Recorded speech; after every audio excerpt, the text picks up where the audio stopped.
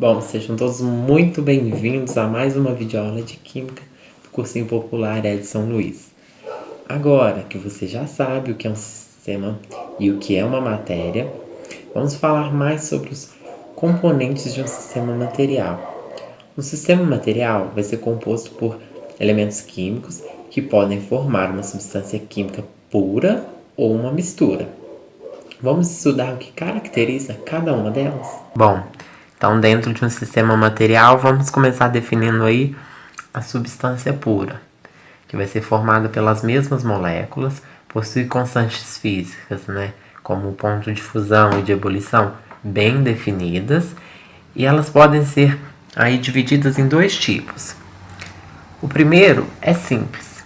A substância pura simples, ela vai ser formada por átomos de um mesmo elemento químico. Por exemplo, o gás H2, o O2 e uma barra de ferro.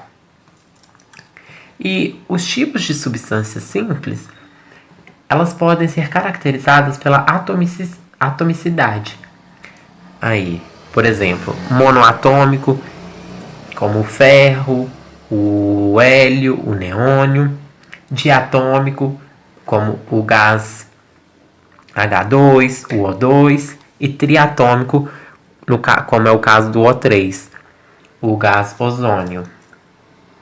E um fenômeno importante que a gente tem que comentar dentro dessas substâncias puras simples é a alotropia, que é a propriedade que alguns elementos químicos têm de formar uma substância química, como por exemplo aí o oxigênio.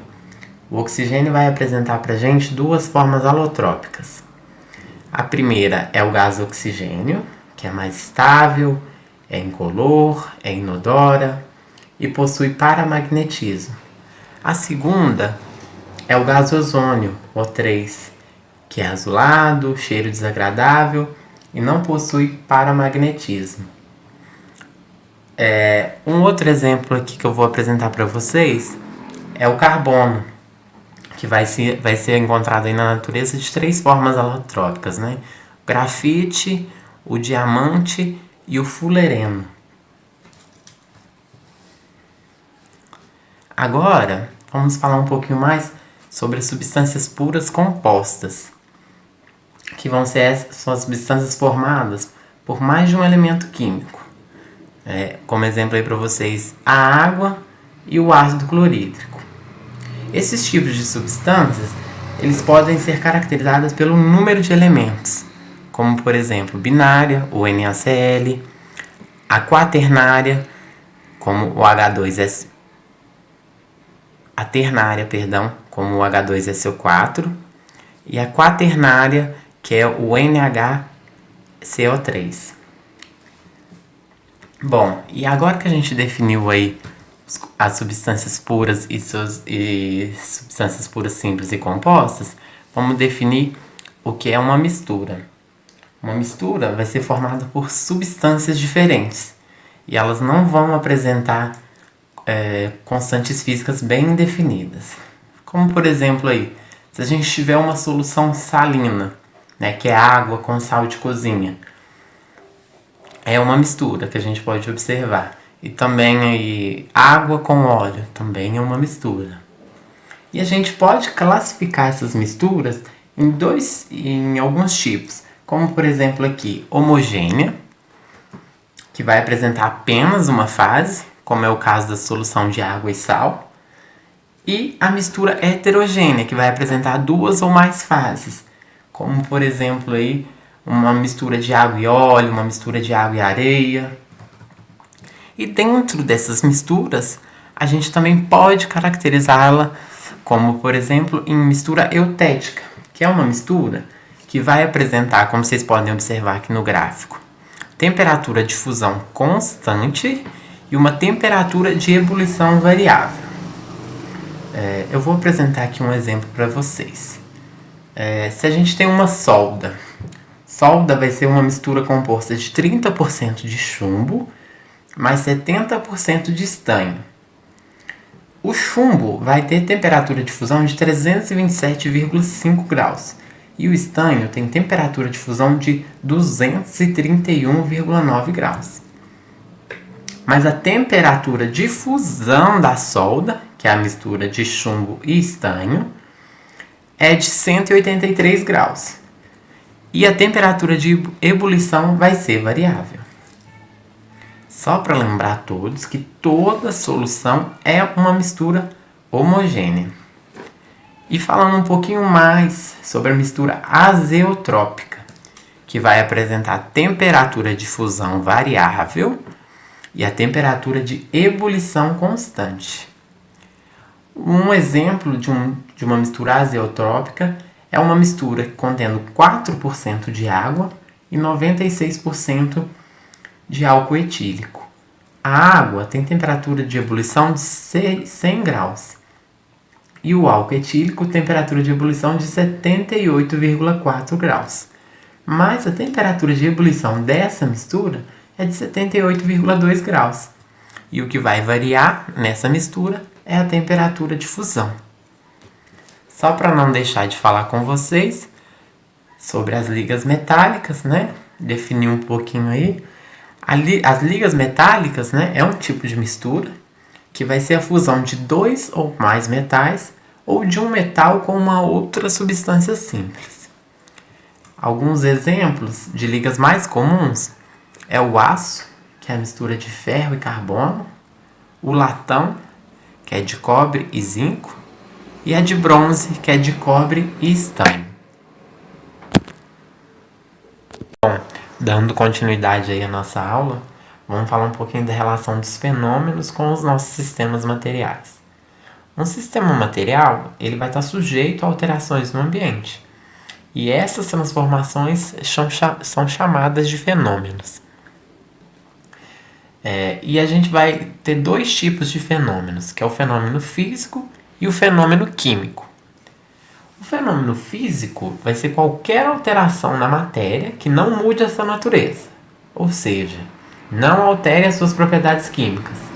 Então, vai compreender basicamente as alterações do estado físico da matéria, como tem nesse esqueminha aqui para vocês.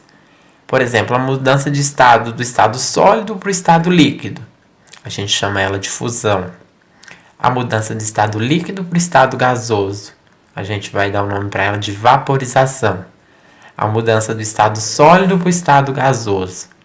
A gente vai estar dando o nome de sublimação. E também tem o processo reverso. Do estado gasoso para o estado líquido, de condensação, também pode ser chamado de liquefação. E o processo de mudança do estado líquido para o estado sólido, que é chamado de solidificação. Também tem a mudança do estado gasoso para o estado sólido, que pode ser aí chamado de ressublimação. Isso é algo, pessoal, que a gente vê muito no nosso cotidiano. Por exemplo, quando a gente aquece uma água em uma panela para cozinhar algum alimento. A água líquida entra em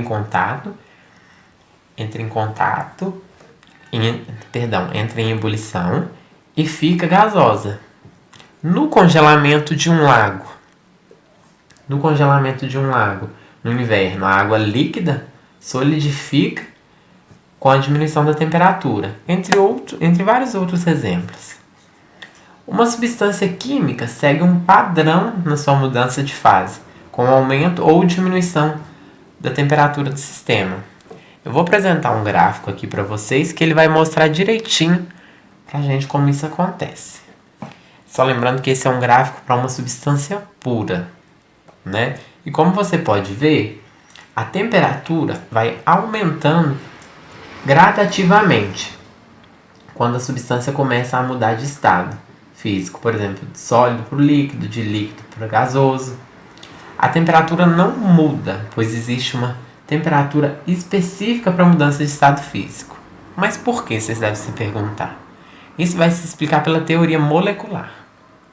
Em um sólido, por exemplo, as moléculas estão muito mais próximas umas das outras e exercem forças de atrações mútuas, maiores do que se estivessem na forma líquida, pois nesse caso haveria uma força de menor interação entre as moléculas. A transformação de uma substância de um estado sólido para o líquido, faz necessário que entre a energia do sólido para superar as fortes atrações moleculares entre as moléculas. Essa energia absorvida eleva o potencial das moléculas e faz elas ficarem mais afastadas, mas não vai aumentar a energia cinética molecular, que é a energia ligada à temperatura. O mesmo vai acontecer na transição de líquido para gás. A energia absorvida é toda usada para aumentar o potencial das moléculas e afastá-las. Então, durante a mudança de estado físico, a temperatura não muda. Por isso que a gente aqui, nesse gráfico aqui, a gente coloca como constante, tá certo? Outro fenômeno que a gente vai falar é o fenômeno químico, que vai ser qualquer alteração na matéria que leve à quebra de ligações químicas e à formação de novas substâncias. Ou seja, depois de ocorrer uma reação química, não teremos mais as mesmas substâncias. Existem vários exemplos bem práticos disso. Por exemplo, a ferrugem. O ferro vai ser oxidado pelo oxigênio. A queima de madeira e carvão, a combustão, a respiração celular, a fotossíntese, o cozimento de alimentos, entre outros. Pessoal, para ajudar a gente a diferenciar um pouquinho mais os fenômenos físicos e os fenômenos químicos, eu vou deixar uma lista de exercícios no nosso grupo no Facebook e no WhatsApp, tá bom? Agora que você já sabe sobre os sistemas materiais e suas características, como diferenciar um do outro? Pode surgir essa questão aí. Pode ter muitas dúvidas, né? Como que eu vou saber se um sistema é homogêneo ou ele é heterogêneo? Se o sistema é formado por uma substância química pura ou uma mistura homogênea? Se é uma substância pura composta ou uma simples? Afinal, como que a gente pode diferenciar apenas visualmente? Então, eu vou apresentar aqui para vocês alguma maneira da gente diferenciar todos eles. Primeiro aí, como que eu vou diferenciar um sistema homogêneo de um sistema heterogêneo? O sistema homogêneo é sempre monofásico e o sistema heterogêneo é sempre bifásico, trifásico, entre outras possibilidades. E na maioria das vezes, basta a gente olhar para o sistema e contarmos quantas fases diferentes enxergamos. Então, exemplo, um sistema de uma água com sal. Vocês podem fazer em casa. Água com sal. Quantas fases você consegue identificar? Você consegue diferenciar a água do sal? Onde está a água e o sal? E quando, por exemplo, tem água e areia, você consegue identificar quantas fases? Tá bom? É um experimento que eu vou deixar para vocês fazerem em casa. E como que a gente vai diferenciar a substância pura de uma mistura homogênea? É uma questão um pouquinho mais complicada. Mas a gente pode diferenciar ela através das propriedades físicas, que são constantes, já que visualmente a gente não vai conseguir ver a diferença. As substâncias puras, elas vão ter propriedades físicas constantes, ou seja, uma temperatura específica para fusão e uma para ebulição. Já as misturas não têm uma temperatura específica para mudança de estado. Como são formadas por mais de uma substância, a temperatura varia durante a mudança de estado, pois há mais de uma temperatura específica envolvida. É como o exemplo que eu mostrei para vocês lá da azeotrópica e do eutético. Então, vamos ver um exemplo? Eu vou apresentar para vocês aqui dois sistemas. O sistema 1, que é de álcool etílico, e o sistema 2, que é de água com álcool etílico. Visualmente, eles têm uma fase. Então, qual é a mistura e qual é a substância pura? Vocês conseguem dizer para mim? Vou apresentar os gráficos para vocês. O sistema 1. O sistema 1 é uma substância pura, de etanol, pois só tem uma fórmula, que é o C2H6O.